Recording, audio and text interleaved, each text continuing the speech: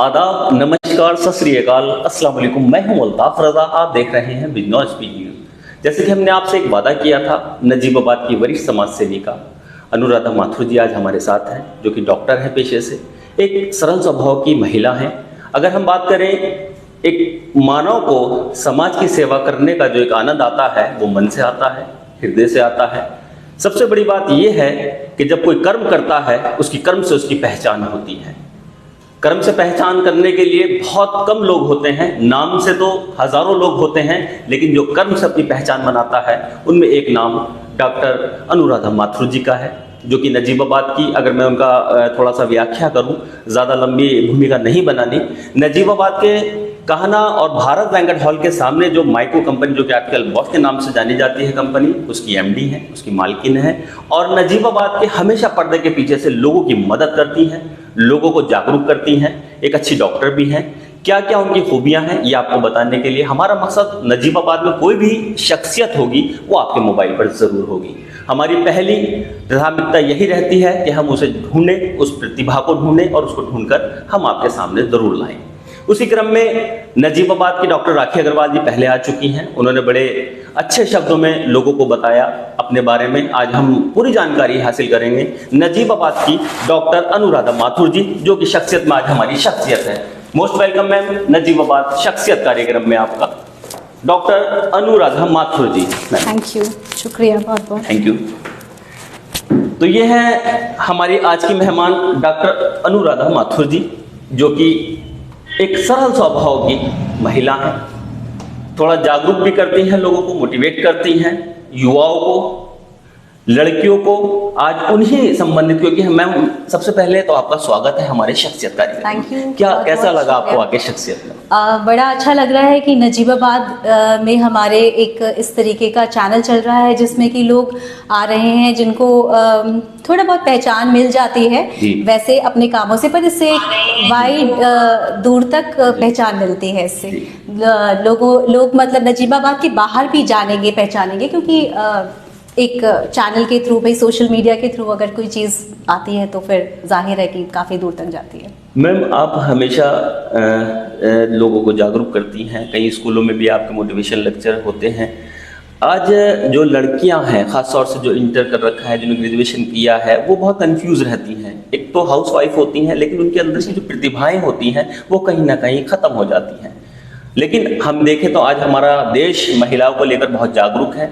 जहां एरोप्लेन महिलाएं उड़ा रही हैं, वहीं आर्मी में भी महिलाएं अपना पूरा योगदान दे रही हैं। सबसे पहले तो आप हमारी जो 35,000 लोग हमारे ग्रुप से जुड़े हैं, उन लोगों के लिए, उन खासतौर से लड़कियों के लिए, कन्याओं के लिए, महिलाओं के लिए क्या मैसेज देना चाहती हैं कि वो अपने जीवन में किस तरह से ऊर्जा भरें?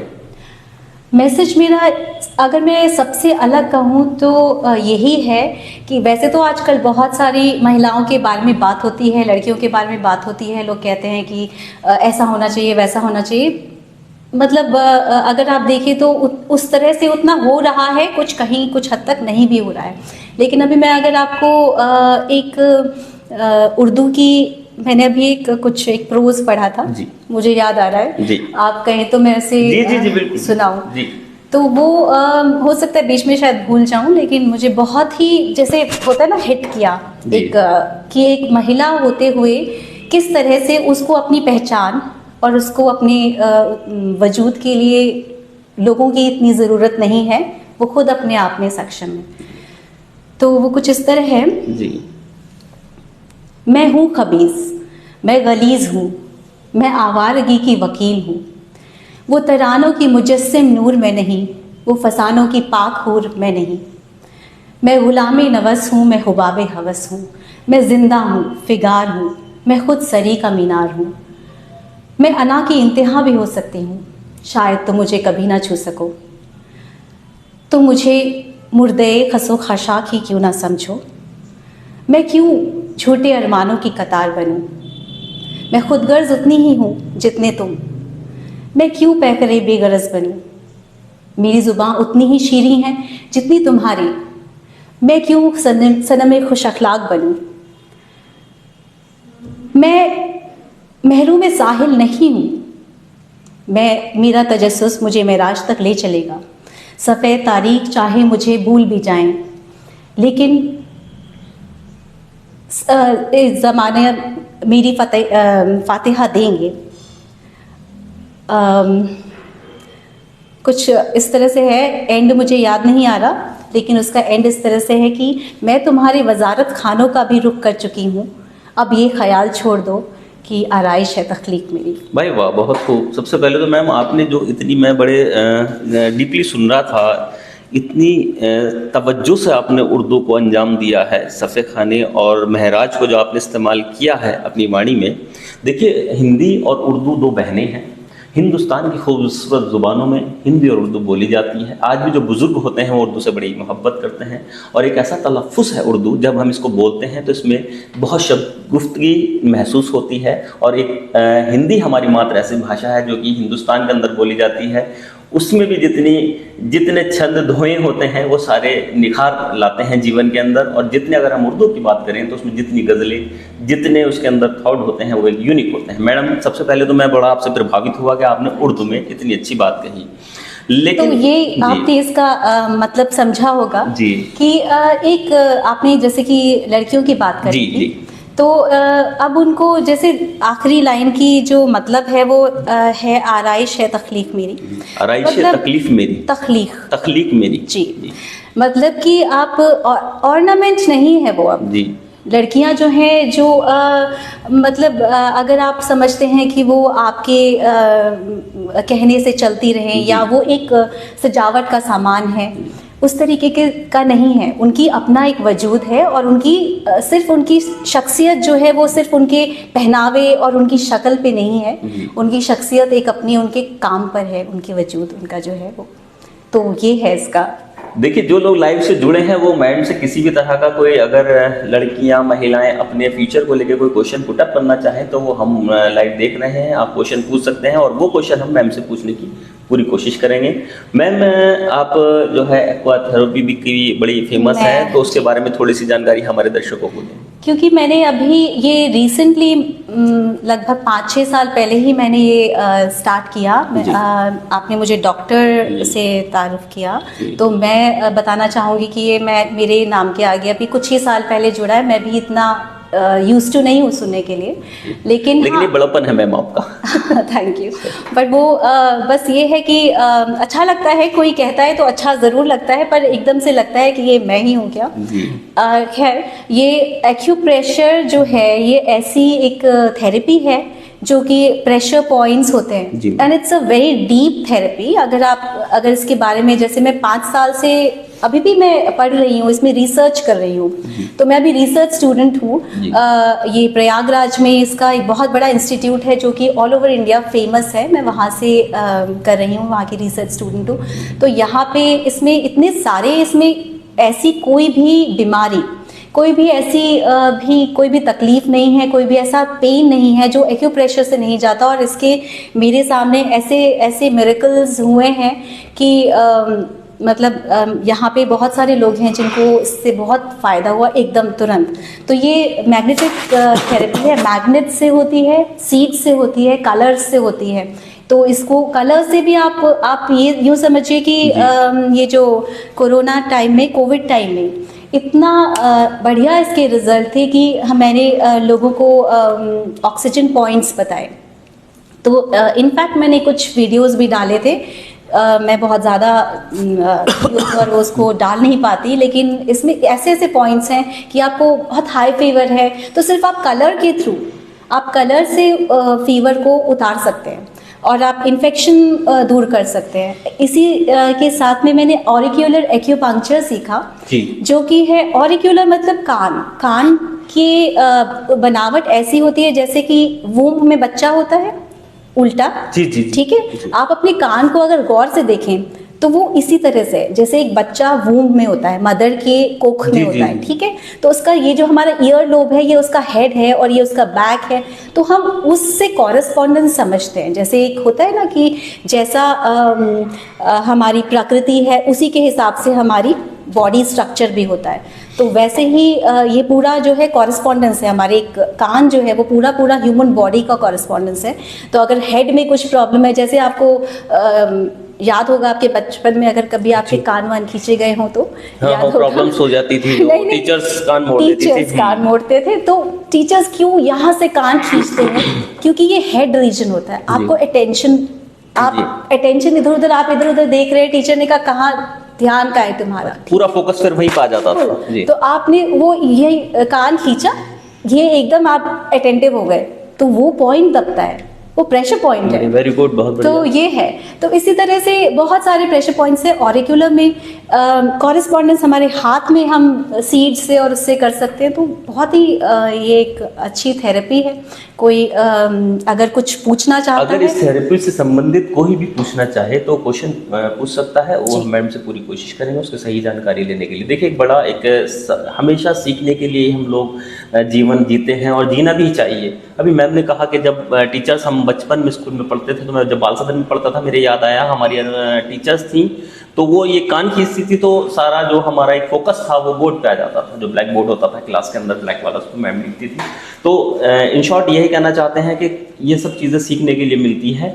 और अब जैसे कि मैम ने बताया, अगर कोई इससे संबंधित कोई भी क्वेश्चन पूछना चाहे तो हमारे अच्छा, इसी सिलसिले में मैं ये भी बताना चाहूंगी कि नेचुरोपैथी भी बहुत अच्छी, मैं इस सब की इन पैथीज के साथ में ना जितनी भी ऑल्टरनेटिव थेरेपीज हैं, ये उभर कर कोविड टाइम में बहुत सामने आई है। क्योंकि लोगों को हॉस्पिटल्स में जगह नहीं मिल रही है, तो आपको सेल्फ ट्रीटमेंट की ज़रूरत पड़ती है। अगर आप अचानक से इस तरीके का पैंडेमिक हो जाता है, लोगों को जगह नहीं मिल रही है, हॉस्पिटल में बेड नहीं मिल रहे हैं, डॉक्टर्स की अनअवेलेबिलिटी है, तो आप उसको घर में ही अपने आप में ट्रीटमेंट दे सकते हैं। आपके घर में कोई बीमार है, आपको खुद को प्रोटेक्शन चाहिए, तो इस तरीके से इसमें आप योगा के भी मैं कुछ बता देती हूँ पॉजिटिव, क्योंकि मैं योगा टीचर भी हूँ। मैं अगर कम शब्दों में कहा जाए तो मैम ऑलराउंडर है। और अब योगा के बारे में देखिए, अगर कोई जानकारी लेना चाहें तो मैम बता रही हैं कि वो योगा की भी एक अच्छी समझ रखती हैं। मैम प्लीज़ बताइए, योगा के बारे में बताइए। योगा के बारे में ऐसा है कि योग में इतना कुछ है बताने के लिए। लोग सिर्फ सोचते हैं कि योग जो है सिर्फ एक्सरसाइजेज हैं, लेकिन योग पूरा उसमें अष्टांग योग होता है जी। अष्टांग योग मतलब 8 उसकी शाखाएं हैं। यम, नियम, आसन, प्राणायाम, ध्यान, समाधि। तो इसमें क्या होता है कि खाली उसमें यम, नियम, आसन हम सिर्फ आसन को सोचते हैं ये योग है। अब खाली हम सूर्य नमस्कार कर रहे हैं या कुछ है तो ये योग। कुछ लोग समाधि करके बैठ जाते हैं, हाँ, वो मेडिटेशन होता है। लेकिन यम, नियम, आसन, प्राणायाम, प्रत्याहार, ये सब चीज़ें होती हैं, बहुत सारी चीज़ें हैं इसमें। तो ये 8 अष्टांग योग कहलाता है। तो उसमें मुद्रा भी होती है, आसन, मुद्रा, ध्यान, समाधि। तो मुद्राएं जो हैं, मुद्राओं से हम बहुत सारी चीज़ें कर सकते हैं। जैसे ये ज्ञान मुद्रा है, आप इस तरह से अगर लगा के बैठेंगे, थोड़ा सा कैमरे पे बताइए मैम, देखिए। ज्ञान मुद्रा मतलब सुपर वाली जो मुद्रा होती है, ज्ञान मुद्रा होती है। और अगर आप इसको लगा के बैठेंगे तो आपका, और ध्यान मुद्रा भी होती है ये। तो ये इसके साथ में अगर आप पढ़ाई करेंगे तो थोड़ा जल्दी समझ में आएगा। वैसे पुस्तक मुद्रा जो होती है वो ये होती है, इस तरह से, ये पुस्तक मुद्रा है। तो बहुत सारी मुद्राएं हैं जिससे हम मुद्राओं से ही हम गैस्ट्रिक प्रॉब्लम्स हैं, एसिडिटी की प्रॉब्लम्स हैं, किसी को ओबेसिटी की प्रॉब्लम है, मोटापे की प्रॉब्लम है, वो सारी चीज़ें मुद्राओं से भी दूर की जा सकती है। तो अगर आप इन सारी थेरेपीज को एक साथ कर लेंगे ना, तो इतनी ब्यूटीफुल रिजल्ट्स आएंगे कि मतलब सोच भी नहीं सकते। मैम, आजकल बहुत ज़्यादा एक पेशेंट प्रॉब्लम में रहते हैं, मधुमेह, शुगर की बीमारी से ज़्यादा लोग पीड़ित हैं आज के टाइम में। मैं अगर सर्वे की बात हम करें तो शायद 85-95% लोग इस शुगर की बीमारी से ग्रस्त हैं। तो क्या योगा से शुगर में भी कंट्रोल किया जा सकता है? बहुत अच्छे इसके आसन हैं, बहुत सारे अच्छे। इनके कुछ थोड़े से आपको नियम भी करने पड़ेंगे। वो सभी को मालूम है कि कुछ चीज़ें होती हैं जो हमें छोड़नी होती हैं, कुछ चीज़ें होती हैं जो हमें नियम से करनी पड़ती हैं। तो इस तरीके से बहुत सारे वो हैं। हो सकता है मैं इसमें थोड़ा टाइम लगेगा पूरा बताने में, लेकिन योग, आसन, मुद्राएं और थोड़ा सा आहार, और इस पर आप अगर अपनी थोड़ी डाइट पर थोड़ा ध्यान देंगे तो बहुत ही इजी और आसान है इन सब चीज़ों से निकल के आना। हाइपरटेंशन है, ऐसी चीज़ें ना, ये आजकल मुझे लगता है हाइपरटेंशन तो हर दूसरे इंसान को होता है। स्ट्रेस, स्ट्रेस तो आजकल आप सोचिए कि बिल्कुल ऐसा साथी है हमारा कि इतना जो हर किसी को स्ट्रेस, हर किसी को किसी ना किसी बात से, जैसे मानसिक तनाव कहा जाए तो उस तनाव में लगभग मैं कहूँगा शुगर से ज़्यादा उसमें लोग ग्रस्त हैं। जो मानसिक तनाव है, किसी को परिवार का तनाव है, किसी को व्यापार का तनाव है, किसी को बैंक का तनाव है, कोई और आगे बढ़ना चाहता है। इस सब तनाव के लिए अगर देखा जाए तो एक योगा भी अच्छा साधन है। लेकिन हमेशा क्या देखने के लिए मिलता है, कुछ लोग जिम ज्वाइन करते हैं, कुछ दिन जाते हैं बड़ी शक्ति के साथ, एनर्जी के साथ, लेकिन वो ऐसे डाउन, मॉरल डाउन होता चला जाता है कि बस आज छुट्टी, 2 दिन की छुट्टी दी। लेकिन फिर क्या होता है कि फिर उसके मन में एक जिज्ञासा उठती है कि मैं फिर जिम जाऊं, फिर करूं। लेकिन मैम कंटिन्यू ऐसा कि जो मॉर्निंग उठ के आप अपने बिस्तर से लोग उठें जो हमें देख रहे हैं, और फिर वो कुछ छोटा सा ऐसा 5 या 4 मिनट का योगा हो या कुछ तरह की, जिसे कहते हैं पीटी करते थे हम बचपन में, तो उस तरह का कुछ हो जाए तो ज़रा बताइए मैडम। देखिए, अगर आप एक तो ना इसके लिए नियम बनाना, इसलिए हम लोग ना ग्रुप में करते हैं। अब मैं ये थेरेपीज ज़्यादातर मैं चाहूँ तो मैं फ्री में भी करती ही हूँ, लेकिन होता क्या है कि कोई भी चीज़ फ्री में मिलती है ना तो उसकी कदर नहीं होती है। ऐसे ही योगा भी, अगर आपने जिम पैसे देकर ज्वाइन किया है तो आप शायद उतने दिन ज़रूर जाएंगे जितना आपने दिन के पैसे दिए हैं। 1 महीना तो जैसे ही आपके वो खत्म हो जाते हैं, फिर आप सोचते हैं अब मैंने 1 महीना कर लिया, मुझे करने की ज़रूरत नहीं है। तो इसीलिए एक कमिटमेंट के लिए ये पैसे होते हैं, एक कमिटमेंट के लिए भी होते हैं ये, ठीक है। मेंटेनेंस और उनकी फ़ी जो है वो तो है, लेकिन एक कमिटमेंट भी होता है। तो कमिटमेंट के लिए वो तो आपको अपने ही आप से ही दृढ़ निश्चय करना होगा कि किस तरह से हमें करना है। और डाइट की जहाँ तक बात करें तो मैं एक डाइट के बारे में आपको ये भी बताना चाहूँगी कि हम बहुत ज़्यादा जो जंक फूड खा रहे हैं जी, उसका बहुत थोड़ा खुलासा करते हैं। जंक फूड में अगर बात करें तो बर्गर हो गए, चाउमीन हो गई, पिज्जा, ये सब चीजें जंक फूड में ही आती हैं। मैम आजकल जो बच्चे हैं उनको भूख नहीं लगती, पेरेंट्स बहुत ज़्यादा परेशान हैं। स्कूलों में भी मैं अक्सर देखता हूँ जो बच्चे स्कूल जाते हैं बिल्कुल स्लिम ट्रिम, पतले दुबले से, और ये बड़ी एक चिंता का विषय है। माँ बाप भी बड़े चिंतित रहते हैं, ना वो रोटी खाते हैं, ना वो चावल खाते हैं, ना वो जो एक अच्छे आहार होते हैं उनसे वो करते हैं। जहाँ उन्हें बर्गर रखा वो एकदम खा लेते हैं बच्चों के लिए। मैम इसीलिए क्योंकि उनको न्यूट्रिशन नहीं मिलता है और वो न्यूट्रिशियस फूड नहीं खाते, इसलिए वो लीन रहते हैं, कमज़ोर दिखते हैं। और या फिर जो जिनके माँ बाप उनको हर समय ये चीज़ प्रोवाइड करते हैं, ऐसे वाले जंक फूड, तो वो ओबीस हो जाते हैं। तो 2 तरह के बच्चे हैं। फिट बच्चे, फिट बहुत कम है, जो फिट हो, जो बिल्कुल बैलेंस्ड होते हैं ना मोटे हैं ना पतले हैं, और एनर्जेटिक हैं, जिनकी मसल्स डेवलप्ड हैं। क्योंकि एक होता है कि मसल्स को उसके साथ में जोड़ना बहुत ज़रूरी है। अगर आपकी मसल्स लटकी हुई हैं, फ्लैबी हैं, इसका मतलब ठीक नहीं है आपका कुछ भी। तो एक तो मेटाबॉलिज्म पे बहुत असर पड़ता है। अगर हम इस तरीके की जंक फूड खाते हैं तो मेटाबॉलिज्म हमारा वीक पड़ता चला जाता है, हमारे पेट को उस तरीके की आदत होती जाती है।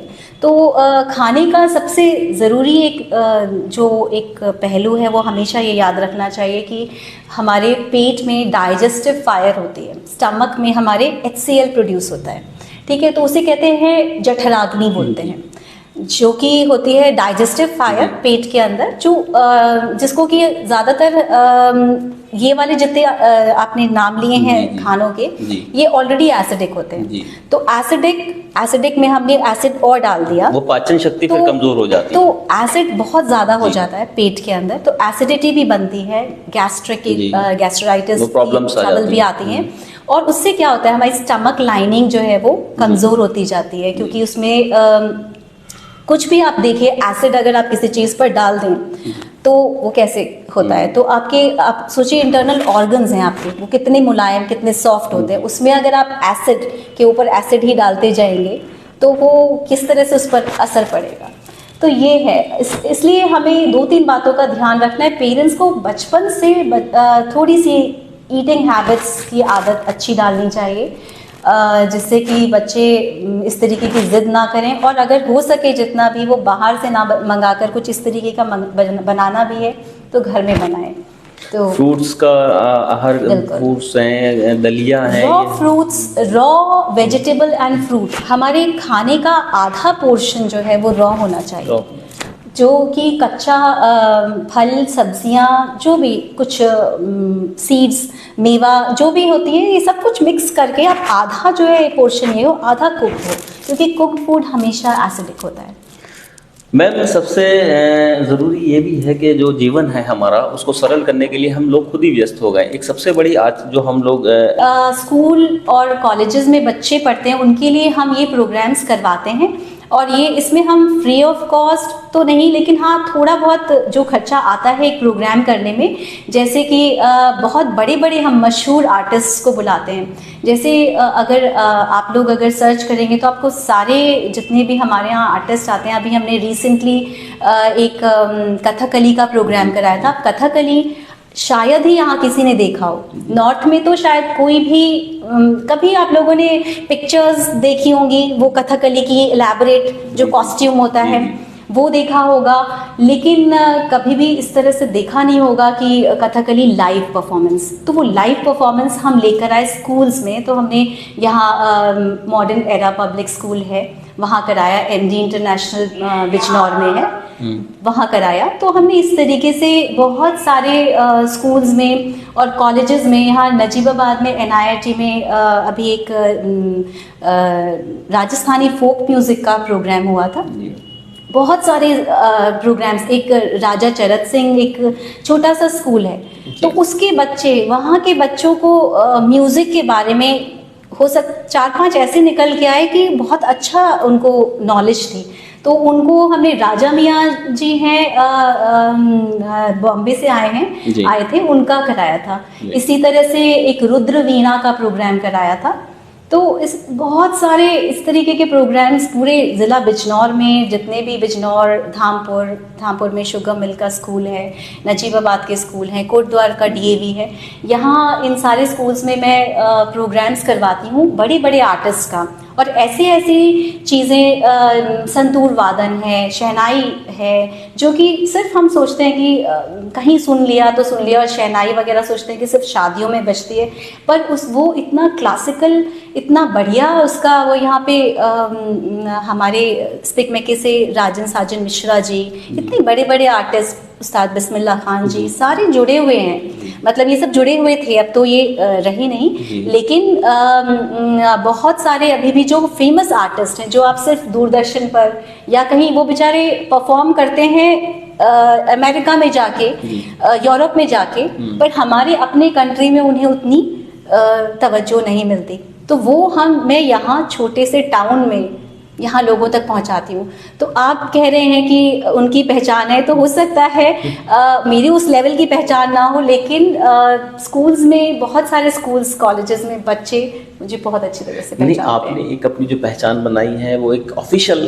जो लोग हैं उनमें आपको लोग सब जानते हैं, लेकिन एक जो नॉर्मल आदमी है, साधारण सा आदमी, मैं उनको कहना चाहता हूँ थोड़ा टचवुड उन तक वो बात आपकी पहुँचे, तो उसके लिए एक माध्यम अभी हमारे पास सबसे अच्छा माध्यम सोशल मीडिया, फेसबुक है जी, शख्सियत हम सब लाइव चलाते हैं फेसबुक पे। आई हूँ तो शायद कुछ लोग मुझे पहचान जाए। बहुत सारे लोगों ने, किसी ने पूछा भी था कि ये कौन है, तो मैं हूँ जो भी हूँ।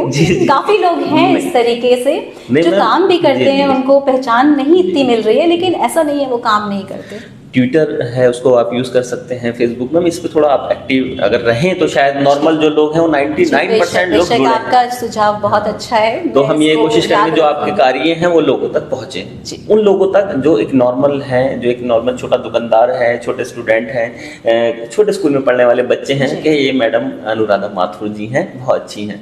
तो आप अच्छी हैं और आपका जो कार्य है वो भी सराहनीय है, लेकिन कुछ लोग ऐसे भी हैं समाज के अंदर जो पर्दे के पीछे से कार्य करते हैं। मैं मदर टेरेसा जी से बड़ा प्रभावित हूँ, हमेशा लोगों के लिए जागरूक करने का काम मदर टेरेसा जी ने किया है, और आज भी उनका नाम हम इतने सम्मान से ले रहे हैं। ऐसे ही महिलाओं का नाम बहुत अनगिनत महिलाएं हैं जिन्होंने अपनी एक अलग भूमिका बनाई है।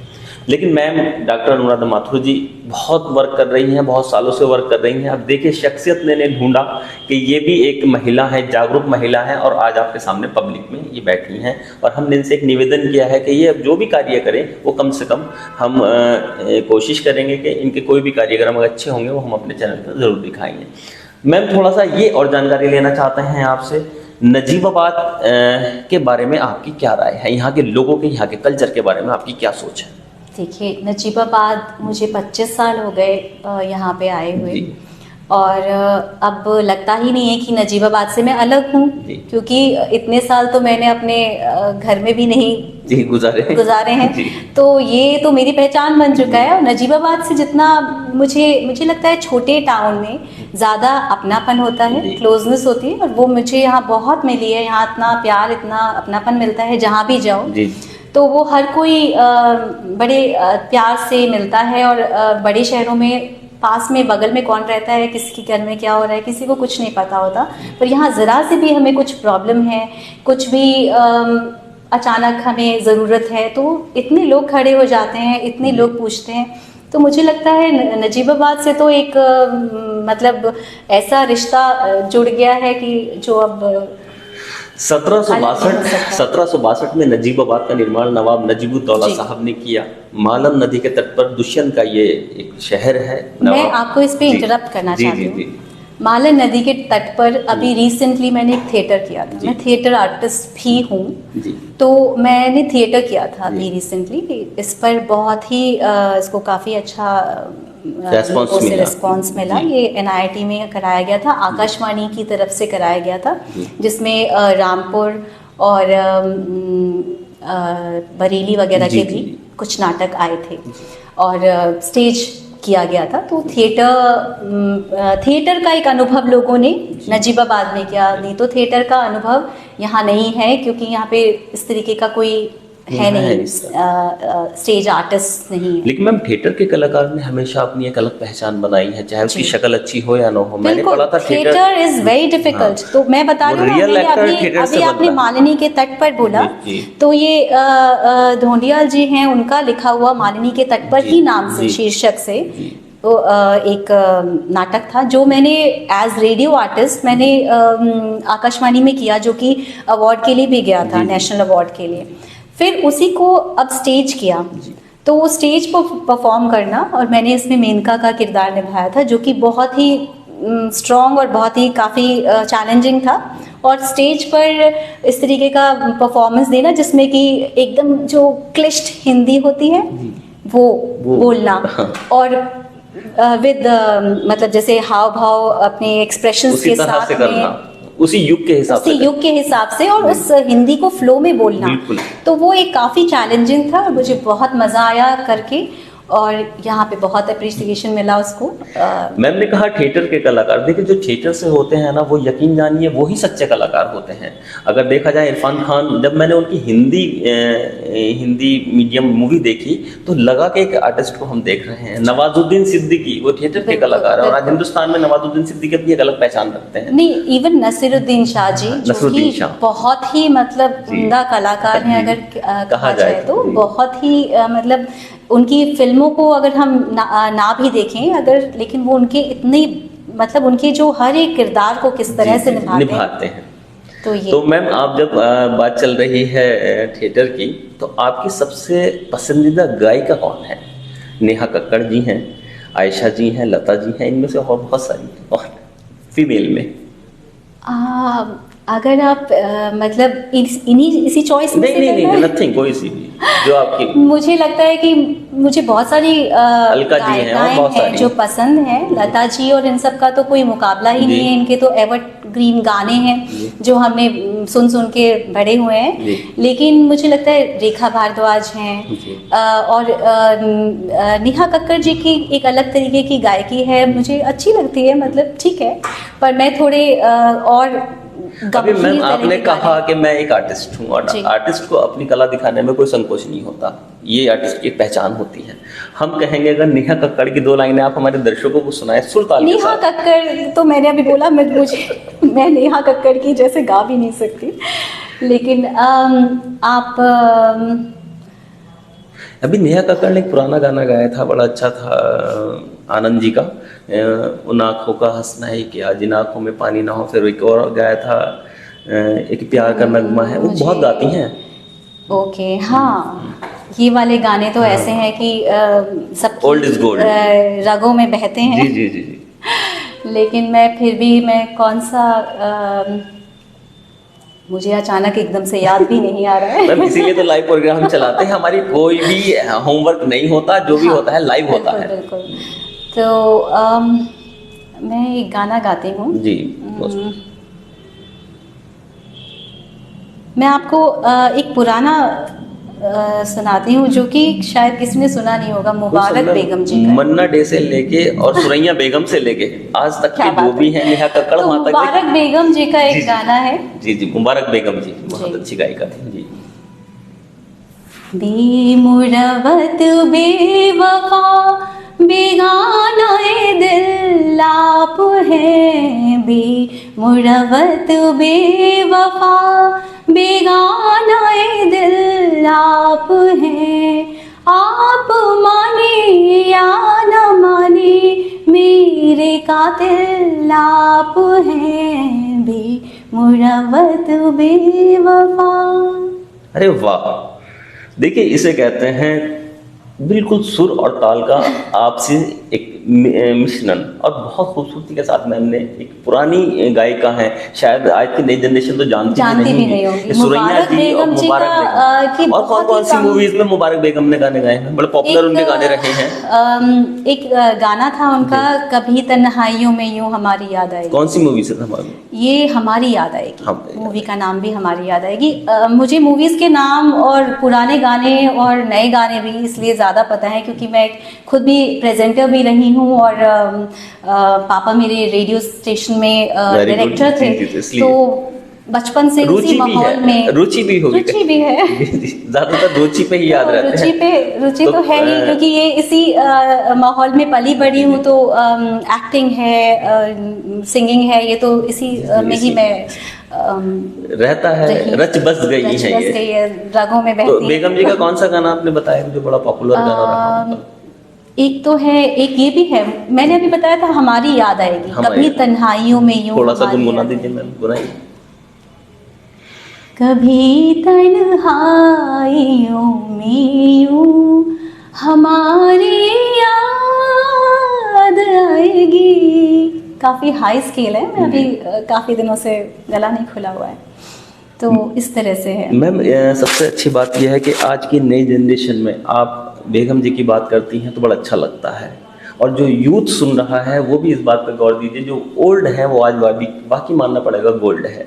ये 3 दिन की रैप आती हैं और ख़त्म हो जाती हैं, ये रैप किसी के याद भी नहीं होगी, और जब आप पुराने गाने सुनते हैं तो उनसे एक मनोबल, उनसे एक हौसला मिलता है। छोड़ो कल की बातें, कल की बात पुरानी, नया दौर है, नई उम्र में हम हैं हिंदुस्तानी। तो इस तरह के जब गाने कोई गाता था तो वाकई हम बचपन में छोटे से सुनने में आनंद आता था। मैं इस पे भी हमें फोकस करना चाहिए कि हम पुराने गाने, अब देखिए आजकल लोग रीमिक्स करके बना रहे हैं, इसीलिए क्योंकि पुराने गाने में वो बात थी, तो इसीलिए वो उसको आज के म्यूजिक में डाल के, जिससे आज के बच्चे भी उसको, जनरेशन उसको सुने और उसको लाइक करे।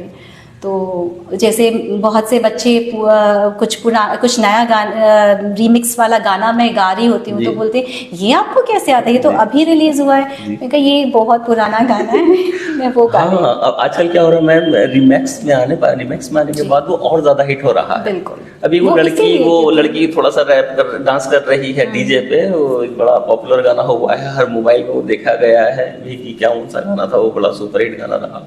तो ग्रीन कलर के कपड़ों में जब उसने गाया तो उस सूट की भी डिमांड हो गई। तो एक लड़की आजकल तो ये शोबिज़, और मैं फिर वही बात कहेंगे, जो डिजिटल प्लेटफॉर्म है ये 1 मिनट में किसको हाईलाइट कर दे किसी को नहीं पता। आपका इंटरव्यू कब हाईलाइट हो जाए नहीं पता, मुझे खुद नहीं पता कि कल को क्या होगा। ठीक है, बहुत ही अच्छी बात है कि कुछ लोग शायद मुझे, और आप जो कह रहे हैं जो लोग मुझे अभी तक बिल्कुल नहीं जानते हैं वो शायद थोड़ा बहुत जान जाएंगे। तो नेक्स्ट टाइम जब मिलूंगी तो शायद थोड़ा एक्टिव आप मैम, थोड़ा ज़मीनी, जैसे कि आपने कहा इतने बड़े बड़े स्कूल में आपने प्रोग्राम किए हैं, आकाशवाणी से आपका जुड़ाव रहा है और हमेशा कल्चर प्रोग्राम और ज़मीनी प्रोग्राम रहते हैं, लेकिन ये होता है ना, एक बड़ी कहीं लिखा पड़ा था कि जंगल में मोर नाचा किसने देखा।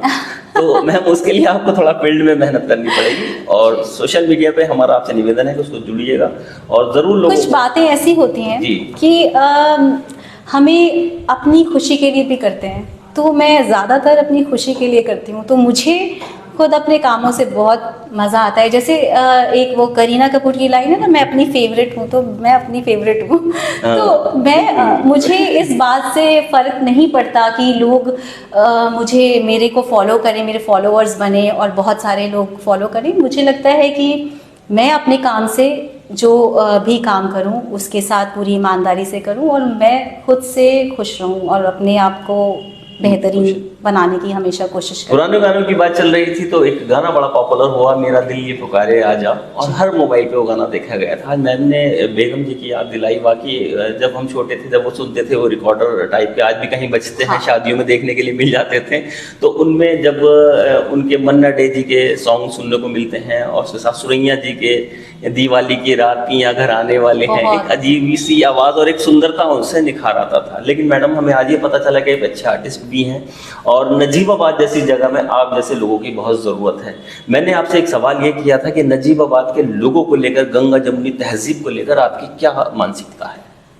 मतलब मैं इस बात के लिए तो बहुत ही एक तरह से खुशकिस्मत समझती हूँ कि मैं इस जगह पर आई हूँ जहाँ पर इतना ज़्यादा आपसी तालमेल है लोगों के बीच में। और मतलब कहीं कोई जो आजकल जैसे हो रहा है कि रिलीजन को लेकर और उसको लेकर काफ़ी लोगों में मनमुटाव रहते हैं, तो उस लिहाज से अगर देखा जाए तो ये हमारा जो एरिया है ये बड़ा ही शांति प्रिय है और लोग वाकई गंगा जमुनी तहजीब है यहाँ पर कोई मतलब बिल्कुल ऐसे इस तरह से आपस में जुड़ाव और मिलता हुआ सबका कल्चर है कि कहीं कोई एहसास नहीं होता कि हम अलग हैं या कोई और अलग है, ऐसा कुछ नहीं है। तो ये मुझे लगता है कि बहुत ही इस कल्चर को और ये जो यहाँ नजीबाबाद है, यहाँ के इस प्यारी सी तहजीब को हमें पूरे हाईलाइट करना चाहिए पूरे हिंदुस्तान में, जिसकी आज बहुत सख्त ज़रूरत है। तो इसलिए मुझे लगता है कि ये बहुत ही ज़रूरी है कि लोग जो हमारा एक्चुअली हम लोग इतने रचे बसे थे आपस में, ये अभी ही लोगों को अचानक से जैसे होता है ना इल्म होना शुरू हुआ कि वो अलग हम अलग, ऐसा कुछ नहीं है। तो वो जिस तरह से यहाँ का कल्चर है, मैं चाहती हूँ पूरे हिंदुस्तान में ऐसा ही कल्चर हो। Anuradha ma'am, doctor Anuradha ma'am आपके साथ ही बहुत अच्छी बात उन्होंने कही। नजीबाबाद का कल्चर एक दूसरे से जुड़ा हुआ है। एक बहुत बड़े शायर हैं नदीम शाह देवबंदी साहब, उन्होंने कहा है कि तुमसे बिछड़े तो ऐसा लगा एक जहां से अलग हो गए, तुमसे बिछड़े तो ऐसा लगा एक जहां से अलग हो गए, अब लगा एक जहां से नहीं दो जहां से अलग हो गए। और शेर ये है कि क्या कहा आपने आपको छोड़कर हम जिंदा रहेंगे, अजी छोड़िए क्या सुना है कभी आसमां से सितारे अलग हो गए। तो ये हमारा कल्चर है, ये हमारा देश है। आसमान सितारे हमेशा साथ रहे हैं और रहेंगे। हम हमेशा यही दुआ करते हैं। 1 घंटे का पता नहीं चला किस वक्त मैम ने सारी बातें लोगों को बताई। बड़ा अच्छा मैडम का यहाँ पर रहा। और मैम सबसे बढ़िया बात ये रही कि टाइम की बहुत परफेक्ट है। मैम यहाँ पर बिल्कुल टाइम पर आ गई थी और टाइम के हिसाब से लगभग 1 घंटा मैम ने हमें दिया। हम उनके आभारी हैं कि शख्सियत में आगे आज नजीबाबाद की शख्सियतों में मैम का शुमार है और हमने उन्हें शख्सियत माना। हम उसे ही शख्सियत मानते हैं जिन्होंने अपनी फील्ड में कुछ मेहनत की हो, कुछ अपना एक जौहर दिखाया हो जनता के लिए। जीवन अपने लिए सब लोग जीते हैं, लेकिन जब आम मानस के लिए कोई जीता है और जो समाज की खिदमत करने के बाद अपना आप को दिखाना भी अच्छा नहीं समझता और सोचता है बस जो मुझे करना था मन की शांति के लिए मैंने किया, वाकई उस जज्बे को सलाम है। अनुराधा मैम हमेशा मन से कार्य करती हैं, लोगों की खिदमत करती हैं, लेकिन कभी पब्लिश नहीं करती। लेकिन आज हमने उनसे रिक्वेस्ट की है कि बताना भी आजकल अनिवार्य हो गया है। लोग जागरूक होते हैं, लोग मोटिवेट होते हैं, फिर वो भी करते हैं। लेकिन हमारी आशा है कि मैम आगे से जो छोटे छोटे हमारी बातें हैं इसको नोटिस करके अगर इस पर अमल करेंगे तो शायद हम फिर मैम को दोबारा बुलाएंगे अपने शख्सियत कार्यक्रम में। और आखिर में मैम से कहेंगे हमारे दर्शकों से क्या कहना चाहती हैं जो लोग आपको देख रहे हैं। मैं सबसे यही कहना चाहती हूँ कि सब लोग स्वस्थ रहें, खुश रहें। मैंने जैसे कि बताया कि बी हैप्पी और एंड हेल्दी। और क्योंकि मैं थेरेपीज़ में हूँ तो मैं आपको यही सलाह देना चाहती हूँ कि अपना ख्याल रखें, डाइट अपनी ठीक रखें और थोड़ी एक्सरसाइज ज़रूर करें। आई थिंक ये बहुत ज़रूरी है आज की डेट में, क्योंकि कल का कुछ पता नहीं है। अभी हमने एक बुरा समय देखा एक पैंडेमिक का, दोबारा भी ऐसा आ सकता है क्योंकि क्लाइमेट बहुत तेज़ी से बदल रही है। उसके साथ साथ हमें नई नई बीमारियों का सामना करना पड़ सकता है। तो बीइंग अ थेरेपिस्ट मैं आपको यही सलाह दूंगी कि आप खुद अपने में इतने सक्षम हो जाएं कि आपकी इम्यूनिटी इतनी अच्छी हो जाए कि आपको आगे किसी भी तरीके की परेशानी का सामना ना करना पड़े। और छोटे छोटे टिप्स जैसे कि बताया अभी कि मैं सोशल मीडिया में एक्टिव रहूं, तो मैं कुछ टिप्स आप लोग से शेयर करती रहूंगी जो हमारी कॉमन बीमारियां हैं उसके लिए। बहुत शुक्रिया हमारे साथ जुड़ने के लिए डॉक्टर अनुराधा माथुर जी, जो कि हमारी आज की शख्सियत में शख्सियत थी, और शख्स से शख्सियत बनने में जो एक तवील वक्त लगता है उसको पार करने के बाद आप अपनी पहचान बनाते हैं। आज हम नजीबाबाद की उस प्रतिभा को आपके सामने लाए जो हमेशा पर्दे के पीछे से वर्क करती थी, लेकिन आज वो जनता के सामने आकर उन्होंने बताया कि क्या अच्छाइयाँ एक मानवता के अंदर होनी चाहिए। हमें हमेशा सकारात्मक सोच के साथ अपना जीवन जीना चाहिए। ज़्यादा कुछ ना कहते हुए फिर यही कहेंगे कि जिंदगी दी तो जीने का हुनर भी देना, पाँव बख्शे हैं तो तौफीक के सफर भी देना, मेरे मालिक मैं तो गूंगा था अब बोलूंगा तो बातों में असर भी देना। जुड़े रहिए, देखते रहिए हमारे साथ बिजनौर स्पीड न्यूज से। जय हिंद, जय भारत।